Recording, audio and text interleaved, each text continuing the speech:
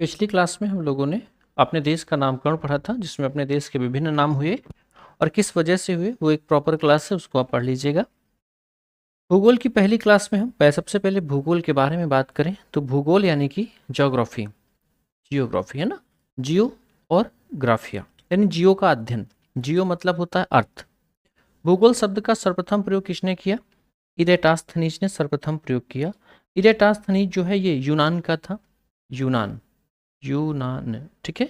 इराटास्थनीज यूनान का था। और एक बात आपको और बता दूं कि पृथ्वी की परिधि की गणना करने वाला पहला व्यक्ति था। ये पृथ्वी है, ये पृथ्वी की क्या है, परिधि। इसकी गणना करने वाला यह पहला व्यक्ति था, इराटास्थनीज, ध्यान रखना। दूसरा, भूगोल का पिता किसको माना जाता है? हिकैटियस को। हिकैटियस जो है ये भी यूनान का था, अब उसको तुर्की कहते हैं, क्योंकि पहले जो था ना ये पूरा क्षेत्र जो है वो यूनान कहलाता था। तो हिकैटियस जो है, हिकैटियस को भूगोल का पिता माना जाता है। फिर एक क्वेश्चन आता है कि ऐतिहासिक भूगोल का पिता कौन है? तो वो है हेरोडोटस। ऐतिहासिक भूगोल का पिता हेरोडोटस, और ये भी यूनानी है, तुर्की है, ठीक है। हमने अभी आपको बताया ना। चलिए, वर्तमान भूगोल का पिता किसको कहते हैं? अलेक्जेंडर वान हम्बोल्ट को कहते हैं। अलेक्जेंडर वान हम्बोल्ट, बस वही बात क्या कि ये भी यूनान का या फिर तुर्की, ठीक है।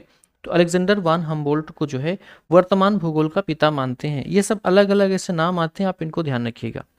एक नाम यहाँ पर दिख रहा है कि आपको, अनेक्जिमेंडर ने 550 बीसी में, यानी इसको बोलेंगे 6 शताब्दी में, 6 शताब्दी ईसा पूर्व, यानी अगर आज से देखो आप तो कम से कम आज से 2700 साल पहले की बात है।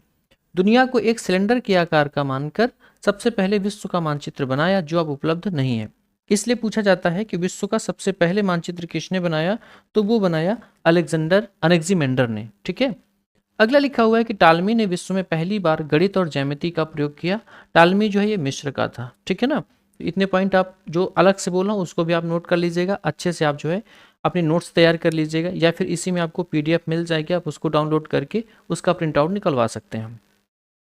इसी ने 150 एडी, 150 एडी का मतलब 150 सन में, जैसे 2025 चला, सन 2025 वैसे ही, में विश्व के मानचित्र में सर्वप्रथम अक्षांश और देशांतर रेखाओं का प्रयोग किया।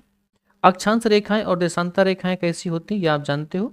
अक्षांश रेखाएं जो विश्व के मैप में जो लेटी हुई हैं, ये इसको बोलते हैं अक्षांश रेखा, ठीक है।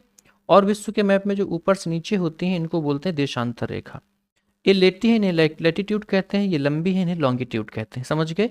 बाकी इनके बारे में तो गहन अध्ययन हम आगे करेंगे चल के। अगला पॉइंट है कि टालमी के विश्व के मानचित्र को नाम क्या दिया गया? ज्योग्राफिया नाम दिया गया, जियोग्राफिया। यह यहाँ पर इटली लिखा है, इसको आप लिख लीजिएगा, ये मिस्र का था। मिस्र बोले तो इजिप्ट है ना, मिस्र, यानी इसको और क्या बोलते हैं? इजिप्ट कहते हैं, ठीक है। अगला पॉइंट कह रहा है कि भारत का मानचित्र सर्वप्रथम ग्रीस या यूनान के व्यक्ति इराटास्थनीज ने 300 बीसी के लगभग बनाया था। दरअसल हम जानते हैं कि भारत पर जो है वो पहला यूनानी व्यक्ति जिसने आक्रमण किया वो है 326 बीसी। 326 बीसी वो सन है जिस समय अलेक्जेंडर थर्ड या फिर सिकंदर थर्ड ने जो है भारत पर आक्रमण किया था। तो कहते हैं कि सबसे पहले इसी अलेक्जेंडर ने ही कहा था, किनसे कहा था? इरेटास्थनीज से, कि पहले आप भारत का हमको मैप बना के दिखाइए, हमको रूट मैप बताइए भारत कैसा है। तो ये ऐसा कहानी हमको पढ़ने को मिलती है। 326 बीसी में आपको पता है कि ये भारत आया था कौन? अलेक्जेंडर, या इसको सिकंदर तती के नाम से भी जानते हैं। और इसी 326 बीसी में हमको पता है कि हाइडेस्पीच का युद्ध होता है। हाइडेस्पीच जो है वो झेलम नदी को हाइडेस्पीच कहा जाता है, ठीक है। आइए हम आगे चलते हैं, एक पॉइंट और। अब आगे कह रहा है कि भारत की स्थिति, आकार एवं विस्तार। सबसे पहले तो हमारा जो भारत है इसका आकार कैसा है? तो बड़ा इंपॉर्टेंट पॉइंट है कि भारत की जो आकृति या आकार है वो कैसा है? चतुष्कोणीय है। ये पॉइंट महत्वपूर्ण रहेंगे, इनको आप लिखते चलिएगा। जैसे मैं बता रहा हूँ आपको, भारत का आकार कैसा है? चतुष्कोणीय है, ठीक है। फिर भारत विश्व की प्राचीनतम समृद्ध संस्कृतियों में से एक है। भारत 3 ओर समुद्र से घिरा हुआ एक प्रायद्वीप है। भारत एकमात्र देश है जहां, जिसके नाम पर महासागर का नाम है, जो है हिंद महासागर, इंडियन ओशियन। अगर आप देखोगे तो भारत का ये जो इलाका आपको दिख रहा है, ये जो है ये कैसा है? ये प्रायद्वीपीय आकार का है। प्रायद्वीप क्या होता है?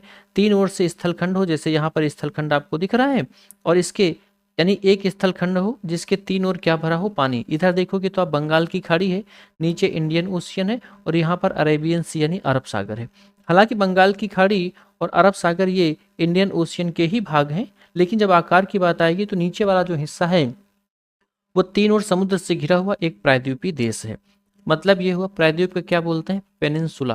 क्या कहा जाता है, प्रायद्वीप को बोला जाता है पेनिनसुला। ठीक है, चलें आइए अगले पॉइंट पे। कह रहा है कि भारत एशिया महाद्वीप के दक्षिण मध्य भाग में स्थित है और यह विविधताओं वाला देश है।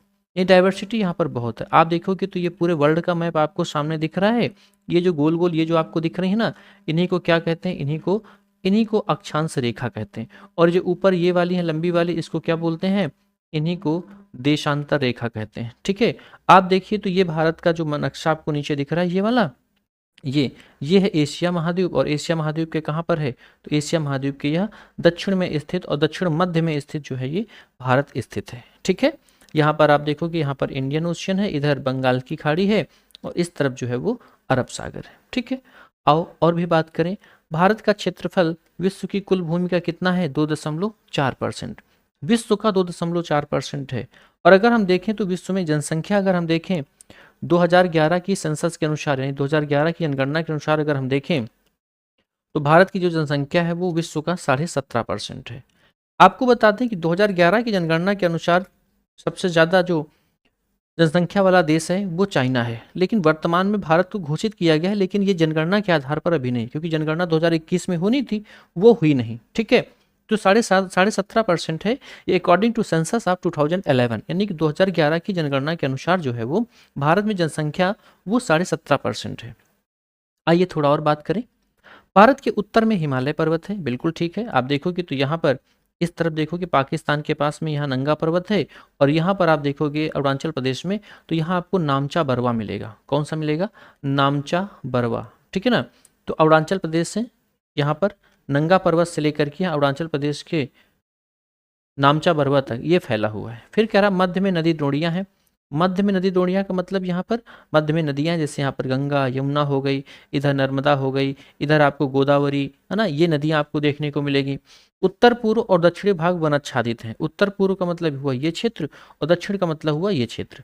ये क्या है, वनाच्छादित पहाड़ियाँ, यानी यहाँ पर क्या है, पहाड़ियाँ आपको मिलेंगी। ठीक है, ये इंडियन ओशियन आपको देखो, ये अरेबियन सागर है, बंगाल की खाड़ी है। ठीक है, आगे कह रहा है कि उत्तर पश्चिम भाग में रेतीले मरुस्थल का विस्तार है। आप देखोगे तो यहाँ पर ये है, इसको बोलते हैं राजस्थान। यहाँ पर लिखा है डिजर्ट, तो जो डिजर्ट है यहाँ पर कौन सा मरुस्थल है, यहाँ पर थार का मरुस्थल। मैं ऐसे लिख देता हूँ, यहाँ पर थार का मरुस्थल है। ठीक है, ये जो मरुस्थल है ये यही नहीं, इधर जो पाकिस्तान लगता है पाकिस्तान में भी है, इसलिए इसको थार पार का मरुस्थल कहते हैं। ठीक है, पाकिस्तान में थार पार का मरुस्थल और भारत में क्या कहते हैं, थार का मरुस्थल। ठीक, अगला पॉइंट हम पढ़ेंगे। तो अगला पॉइंट लिखा हुआ है, भारत के उत्तर में हिमालय, दक्षिण में हिंद महासागर, पूर्व में बंगाल की खाड़ी तथा पश्चिम में अरब सागर। ये आप ऊपर देख करके आए हो। ठीक है, भारतीय उपमहाद्वीप के अंतर्गत यहाँ पर देखो तो कुल 5 देश आते हैं, जिसमें कौन है, भारत है, बांग्लादेश है, भूटान है, नेपाल है, पाकिस्तान है। ये कुल मिलाकर के 5 देश हैं जिन्हें भारतीय उपमहाद्वीप यानी इंडियन सब कॉन्टिनेंट में इनको काउंट किया जाता है। ठीक है, क्षेत्रफल की दृष्टि से भारत का स्थान कौन सा है, 7वां स्थान है, और 8वां नंबर पर कौन है, अर्जेंटीना है। 7 नाम आपको यहाँ पर सामने लिखे हुए हैं, रसिया हो गया, कनाडा हो गया, चाइना हो गया, अमेरिका हो गया, ब्राजील हो गया, ऑस्ट्रेलिया हो गया, भारत हो गया, और 8वां नंबर किसका है, तो 8वां अर्जेंटीना का है। इसे रक्का बाई से याद रखना है। आर से रसिया हो गया, सी से कनाडा हो गया, सी से चाइना हो गया, ए से अमेरिका हो गया, बी से ब्राजील हो गया, ए से ऑस्ट्रेलिया हो गया, और आई से इंडिया। लास्ट में फिर ए है यानी अर्जेंटीना। अब आप कहोगे सर यहाँ पर 2 बार सी है और एक कनाडा है एक चाइना, हम कैसे याद करेंगे। बड़ा सिंपल है बच्चा, कनाडा लिखिए और आप चाइना लिखिए, और देखिए दोनों में बड़ा कौन है, तो दोनों में बड़ा आपको कनाडा दिख रहा है, तो बस ये हो जाएगा। बोले फिर से डबल ए वाले में अमेरिका और ऑस्ट्रेलिया को कैसे याद करें, तो हमने कहा बच्चा अमेरिका जो है देखो वो ऑस्ट्रेलिया से पैसों में ज़्यादा है। बोले सर मतलब ऐसे, अरे एक लॉजिक है, लॉजिक से आप याद कर लो, उसमें क्या है। तो पहले आप ए से अमेरिका कर लोगे, बाद वाले ए से ऑस्ट्रेलिया कर लोगे। ठीक है, बन गया इतनी बात, इसे रक्का बाई से याद रखना है। आप यहाँ पर देखोगे तो क्या आपको दिख रहा है, यहाँ पर आपको देखो तो ये एशिया महाद्वीप दिख रहा है। ठीक है, ये यूरोप महाद्वीप है, ये उत्तरी अमेरिका महाद्वीप है, दक्षिणी अमेरिका महाद्वीप है, ये अफ्रीका है, और ये है क्या बताइए, ऑस्ट्रेलिया। लेकिन आपसे जहाँ पर जो वो बोला गया है कि क्षेत्रफल के हिसाब से, तो इस जगह पर आपको रसिया मिलेगा, रसिया 1 है, यहाँ पर कनाडा है ऊपर, इधर आप देखोगे तो चाइना मिलेगा, फिर यहाँ पर अमेरिका है, और फिर उसके बाद ब्राज़ील ये है, इस जगह पर आपको ब्राज़ील मिलेगा, ऑस्ट्रेलिया है, और यहाँ पर जो है अपना देश क्या है छोटू सा ये वाला, ये है इंडिया, और लास्ट में यहाँ पर आप देखोगे तो अर्जेंटीना जो आपको दक्षिण अमेरिकी महाद्वीप में आपको मिल जाएगा। ठीक है, चलें। भारत का भौगोलिक क्षेत्रफल जो है वो 32,87,263 वर्ग किलोमीटर है। 32,87,263 वर्ग किलोमीटर भारत का क्षेत्रफल है। फिर आगे कह रहा है कि भारत का उत्तर से दक्षिण जो विस्तार है 3214 किलोमीटर है और पूरब से पश्चिम जो है वो 2933 किलोमीटर है। आप चिंता न करना, इसको मैप में भी दिखाएंगे, ये वाला हो जाएगा, आगे मैप लगा हुआ आपको दिखाते हैं। तो यहाँ पर कह रहा है कि भारत लंबा ज़्यादा है, यानी लंबाई जो है वो ज़्यादा है, यानी उत्तर से दक्षिण ये वाली लंबाई है, ये ज़्यादा है भारत की, और ये जो है ये पूरब से पश्चिम है, ये कम है। इसलिए यहाँ पर कहा गया कि भारत लंबा ज़्यादा है और चौड़ा कम है, क्योंकि यहाँ पर कहा गया लंबाई और चौड़ाई के बीच का अंतर कितना है, 281 किलोमीटर। ये बड़ा माइनर पॉइंट है, इसको याद रखेंगे। भारत की आकृति लगभग यहाँ पर देखा आपने क्या है, चतुष्कोणीय, जो मैंने शुरुआत में बताई थी। भारत की कुल सीमा जो स्थलीय सीमा है वो है 22,716 वर्ग 716 किलोमीटर, ये स्थलीय पूरी बताई जा रही है। अब यहाँ पर भारत की स्थलीय सीमा की लंबाई जो है, ये कुल सीमा है स्थलीय और तटीय दोनों मिला करके। भारत की जो स्थलीय सीमा है वो है 15,200 किलोमीटर, या आपको 15,106 किलोमीटर भी लिखा मिलेगा। अब ये गुजरात से लेकर के कहाँ तक है, पश्चिम बंगाल तक। आगे मैप लगा आपको बता रहा हूँ। भारत की तटीय सीमा की लंबाई 7516 किलोमीटर है। इसको 7515 से याद रखेंगे, 15 25 75 ऐसे याद हो जाता है। मुख्य भूमि जो है वो 6100 किलोमीटर है और द्वीपों की कितनी है, 1416। ये अलग अलग हैं, इन दोनों को मिला करके ही 7516 बना हुआ है। आपके सामने देखिए मैप लगा हुआ, यही है, ये जो आपको दिख रहा है ये है, ये वाला, ये है 2933 किलोमीटर, और ये वाला जो ये लिखा तो है यहाँ पर, आप देखेंगे अगर ध्यान से तो यहाँ पर आपको दिख जाएगा, ये लिखा 2933 और ये लिखा 3214 किलोमीटर, ठीक है ना। बस अब स्थलीय सीमा को बोला तो यहाँ गुजरात लगता है, गुजरात से आप आगे चलते जाओ, इस तरह से घूम के आप आओगे तो यहाँ पर आप देखोगे कहाँ तक आ गए आप, इधर से घूम करके ये आ गया पश्चिम बंगाल। ये स्थलीय सीमा जो आपको देखने को मिलती है 15,200 या 15,106 किलोमीटर, ठीक है। और जो अपने अभी तटीय सीमा देखिए वो यहाँ से लगना शुरू होती है और ये वाला पूरा ऐसे ही इलाका, और ये तटीय सीमा ये टोटल है 6100 किलोमीटर की। यहाँ पर आप जानते हो इस जगह पर अंडमान एंड निकोबार द्वीप समूह है, यहाँ पर लक्षद्वीप है, दोनों के मिलाकर के कितनी है, 1416 किलोमीटर। इसलिए टोटल अगर देखोगे तो 6100 में 1416 अगर आप जोड़ोगे तो 7516 किलोमीटर हो जाएगी, ठीक है। भारत एवं इसके पड़ोसी देश, तो कह रहा है कि भारत जो है इसकी स्थलीय सीमा 7 देशों से लगती है जो 15,106 15,200 किलोमीटर है। क्षेत्रफल के आधार पर भारत विश्व में 7वां एवं दक्षिण एशिया का सबसे बड़ा देश है। ये इंपॉर्टेंट पॉइंट है, ऊपर भी कुछ बातों पर डिस्कशन हुआ था। आगे कह रहा है भारत के 16 राज्य एवं 2 केंद्र शासित प्रदेशों से सीमा लगती है और के साथ अंतर्राष्ट्रीय सीमा लगती है, जिसमें अगर आप देखोगे इनका उल्लेख तो हम अगले वाले टॉपिक में खूब कस के करेंगे, क्योंकि आगे भी इनसे बातचीत करनी है। फिलहाल आप ये समझ लो कि भारत से लगने वाले जो 7 देश हैं उनका शॉर्ट फॉर्म क्या है, 55 MBA। इसका मतलब क्या हो, बा से बांग्लादेश हुआ, चा से चाइना हुआ, पा से पाकिस्तान, ना से नेपाल, एम से म्यांमार, बी से भूटान और ए से अफगानिस्तान। यहाँ पर इनकी पूरा लिखा हुआ है कितना क्या लग रहा है, यानी कि ये। अब यहाँ पर हम समझेंगे अपने भारत के केंद्र शासित प्रदेश और उनकी राजधानियाँ। लिखा हुआ है केंद्र शासित प्रदेश, इधर राजधानियाँ। लद्दाख की राजधानी क्या है, लेह। एक राजधानी और है कारगिल। आप मुझे बताएंगे कमेंट करके कि इन दोनों में क्या अंतर है। अंतर का मतलब ये हुआ कि लेह कब होती है और कारगिल कब है, ये दोनों आप मुझे बताएंगे, ठीक। दूसरा, लद्दाख में अब जो है देखेंगे तो 5 नए जिले बने हैं, उनके नाम आप लिख दीजिएगा।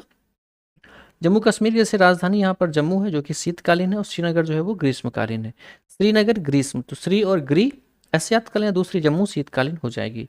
लक्षद्वीप की राजधानी जो है वो कवरत्ती है। दूसरा यहाँ पर आप देखेंगे तो दमन और दीव दादर नगर हवेली की राजधानी क्या है, तो यहाँ पर दमन है। चंडीगढ़ की राजधानी चंडीगढ़ है। अंडमान निकोबार की राजधानी पोर्ट ब्लेयर है। दिल्ली की राजधानी नई दिल्ली है। पुदुचेरी की राजधानी पुदुचेरी है। आप ये देखिए यहाँ पे 8 यूनियन टेरिटरी आपको देखने को मिल रहे हैं। पुदुचेरी में एक बात मैं आपसे कहूँगा कि जो पुदुचेरी है वो यहाँ पर ये इसके 4 जिले हैं, 4 में एक है पुदुचेरी, एक है पुदुचेरी, एक है बच्चा कराईकल, कराईकल, ठीक है। एक और क्या बताया जिला है इसका, माहे, और एक है यनम, यनम, ठीक है। ये दोनों आपको तमिलनाडु में मिल जाएंगे। माहे जो है वो आपको केरल में मिलेगा, यनम जो है वो आपको आंध्र प्रदेश में मिलेगा। इतना समझ में आ गया, ठीक है। अगला आप देखिए तो यहाँ पर यूनियन टेरिटरी और उनके कहाँ कहाँ ये पॉइंट आउट, जैसे एक देखो आपने देखा लद्दाख, यहाँ पर आपने देखा जम्मू कश्मीर, यहाँ चंडीगढ़ है, ये है दिल्ली, ठीक है। यहाँ पर दमन और दीव, दादर नागर हवेली, इनको 26 जनवरी 2020 को एक साथ मर्ज किया गया था, वो आगे बात करेंगे। एक यहाँ पर देखिए लक्षद्वीप है, यहाँ पर अंडमान निकोबार है, ये है पुदुचेरी। देखिए लिखा ना पुदुचेरी, कराईकल, माहे ये तमिलनाडु है, यनम जो है ये आंध्र प्रदेश में है, ठीक है। फिर अंडमान के यहाँ पर आपके लिखे हुए भाग, उत्तरी अंडमान, मिडिल अंडमान, साउथ अंडमान यानी दक्षिणी अंडमान और लघु अंडमान। निकोबार में कार निकोबार और ग्रेट निकोबार। आगे राज्य और राजधानियां लिखी हैं, इनकी राज्य और राजधानियां, हिमाचल प्रदेश की राजधानी शिमला, उत्तराखंड की देहरादून, पंजाब की चंडीगढ़, हरियाणा की चंडीगढ़ है, राजस्थान जयपुर, मध्य प्रदेश भोपाल, उत्तर प्रदेश लखनऊ, बिहार की पटना, गुजरात की गांधीनगर, असम की दिसपुर है, अरुणाचल प्रदेश की ईटानगर है, नागालैंड की कोहिमा, मणिपुर की इम्फाल, मिजोरम की आइजवाल, त्रिपुरा की अगरतला और मेघालय की शिलोंग। ये राज्य और राजधानियों के नाम हैं। सिक्किम की गंगटोक, पश्चिम बंगाल कोलकाता, झारखंड की रांची, छत्तीसगढ़ की रायपुर, उड़ीसा की भुवनेश्वर, आंध्र प्रदेश अमरावती अब बन गई 2024 से, तेलंगाना की हैदराबाद है, तमिलनाडु की चेन्नई है, केरल की तिरुवनंतपुरम, कर्नाटक की बंगलुरु, गोवा की पणजी, महाराष्ट्र की मुंबई, ठीक है। ये भारत का आप नक्शा देखिए, तो यहाँ पर आप देख रहे हैं ये जो भारत का नक्शा दिख रहा है, ये रहा यहाँ पर असम, ठीक है। ये नागालैंड है, ये अरुणाचल प्रदेश है, ये मिजोरम है और ये मणिपुर बीच में। नागालैंड की सीमा मिजोरम से बिल्कुल नहीं लगती, ये आप ध्यान रखेंगे। लेकिन जो असम है, असम से जो है ये सभी लोग लगते हैं। हम बात अगर कर रहे हैं यहाँ पे, तो देखिए जो असम है, तो असम से ही सब कट के बने, जिनको सेवन सिस्टर कहा जाता है। आगे मिल जाएगा सेवन सिस्टर के बारे में अगर हम आपको बताएं, तो एक हो गया असम, फिर अरुणाचल प्रदेश हुआ, फिर नागालैंड हुआ, नागालैंड, उसके बाद मणिपुर, फिर मणिपुर के बाद मिजोरम, फिर त्रिपुरा और फिर मेघालय, ठीक है। त्रिपुरा एंड मेघालय, ये आप देख रहे हो जो 7 राज्य आपको दिख रहे हैं, इन्हें भारत की 7 बहनें यानी 7 सिस्टर इनको कहा जाता है। इन राज्यों के नाम आप याद रखिएगा। एक समय जो है केवल असम ही हुआ करता था, जिसका नाम कामरूप था। जिसका नाम क्या था? कामरूप। अब यहाँ पर क्या हुआ, यहाँ पर जो है अब असम से ही कट करके ये सब अलग हुए हैं, ध्यान रखेंगे। अच्छा, अगला नवगठित राज्य अगर हम देखें भारत की, तो सबसे पहले मध्य प्रदेश से कट करके छत्तीसगढ़ 26वां बना था। इसको ऐसे याद रखना है कि 36 26 यानी छत्तीसगढ़ जो है वो 26वां राज्य बना था। ये बना था 1 नवंबर सन 2000 को। सन 2000 में 3 लोग बने हुए हैं, अभी दिखाएंगे। ये मध्य प्रदेश से कट करके यहाँ पर आप देखेंगे तो छत्तीसगढ़ ये अलग राज्य बना था, ठीक है। 1 नवंबर सन 2000 पूरा याद रखिएगा। दूसरा है उत्तर प्रदेश से कट के उत्तराखंड जो है वो 27वां बना था। इसकी तारीख याद रखिएगा 9 नवंबर को। ये उत्तर प्रदेश है और ये जो है यहाँ पर आप देखो तो ये उत्तराखंड है। पहले उत्तराखंड को उत्तरांचल के नाम से जानते थे। बिहार से कट के झारखंड 28वां राज्य बना था 15 नवंबर सन 2020 को। तो 2020 माफी चाहूंगा, सन 2000 में। तो बिहार से कट करके झारखंड अलग हुआ, इसलिए इसको आप बिहार याद रखना। तो बिहार का हुआ बिहार और झारखंड, ठीक है ना। आप देखेंगे यहाँ पर ये जो नक्शा आपको, ये है बिहार और बिहार के बगल में ये तो पश्चिम बंगाल है, ये है आपको देखो तो ये झारखंड है, ठीक है ना। अगला पॉइंट है आंध्र प्रदेश से कट करके अलग हुआ तेलंगाना 2 जून 2014 को जो है ये 29वां राज्य बना। जरूर था, आपको बता दूं ये भारत का 29वां राज्य बना था, लेकिन वर्तमान में 28 ही राज्य हैं, क्योंकि जम्मू कश्मीर अलग हो गया, ठीक। देखिए हैदराबाद इसके साथ चली गई तेलंगाना के साथ में, और यहाँ पर हैदराबाद और तेलंगाना अलग अलग आपको दिख रहे हैं, ठीक है। जम्मू कश्मीर से अलग होकर के लद्दाख बना, और जम्मू कश्मीर पुनर्गठन अधिनियम 2019 में लाया गया था, जिसके तहत सरदार वल्लभ भाई पटेल के बर्थडे पर जो 31 अक्टूबर को होता है 2020 को जो है, इससे जम्मू कश्मीर से किसको अलग कर दिया गया? लद्दाख, और दोनों क्या बना दी गई? यूटी। यूटी का मतलब हुआ यूनियन टेरिटरी। अगर आप इस पूरे हिस्से को देखोगे तो यहाँ पर ये लिखा पीओके, जिसको बोलते हैं पाक अधिकृत कश्मीर, ये है। यहाँ पर आक्साई चिन्ह है जो चाइना के साथ में है, चाइना ने इस पर कब्जा किया हुआ है। यहाँ पर लिखा है सक्सगाम घाटी, और ये जो सक्सगाम घाटी है ना, इस सक्सगाम घाटी को ये किसके अंडर में था? तो ये था, ये जो आप देख रहे हो ना ये वाला पूरा इलाका, ये सक्सगाम घाटी है, और ये किसके पास था? पाकिस्तान के पास था। इसने क्या किया? चाइना को गिफ्ट कर दिया, है ना, क्योंकि इनके पिताजी का था, इसलिए इन्होंने चाइना को गिफ्ट कर दिया। समझ में आई इतनी बात? चलिए, ये आप देख रहे हो बेचारा ये कश्मीर छोटा सा बचा, ये आप देखो तो जम्मू कश्मीर है ना, जम्मू है। आप देखोगे यहाँ पर तो पाक ऑक्युपाइड कश्मीर का कुछ हिस्सा इधर भी आपको देखने को मिलेगा। ये है लद्दाख। तो अब क्या हुआ जो अभी 2019 में हुआ है, वो इतना तो क्या किया गया, जम्मू कश्मीर को यहाँ तक पैक कर दिया गया और उसके बाद आप देखोगे तो ये पूरा जो इलाका है, ये पूरा इलाका किसके साथ लाया गया, ये वाला पूरा इलाका ये लद्दाख के साथ लाया गया। ठीक है, माना गया है बस, बाकी ठीक है, बाकी आपने देख लिया। यहाँ चाइना कब्जा, यहाँ पाकिस्तान का है और यहाँ पर ये पाकिस्तान के पास था जो कि चाइना को दे दिया। ठीक है, आगे कह रहा है कि दादरा एवं नगर हवेली, दमन और दीव, इनको पहले ये अलग अलग थे, दादरा एवं नगर हवेली अलग थे, दमन और दीव अलग थे। इनको 26 जनवरी सन 2020 को इनको एक साथ मर्ज कर दिया गया। आप देखो गुजरात से लगते हुए ये हैं, इधर महाराष्ट्र से लगता हुआ है। तो यहाँ पर देखो दादरा और नगर हवेली, यहाँ पर ये दिख रहा ना आपको, ये दिख रहा आपको महाराष्ट्र, तो महाराष्ट्र से लगते हैं। यहाँ पर दमन और दीव जो है ये गुजरात से लगते हैं। एक पॉइंट यहाँ पर मैं आपको और बताऊंगा कि जो यहाँ पर दीव है ना, दीव, ये जो दीव है यह एक प्रकार का द्वीप है। क्या है? द्वीप, मतलब जिसके चारों ओर क्या है, पानी भरा हो। यहाँ पर खाड़ी, इस खाड़ी का नाम है खंभात की खाड़ी।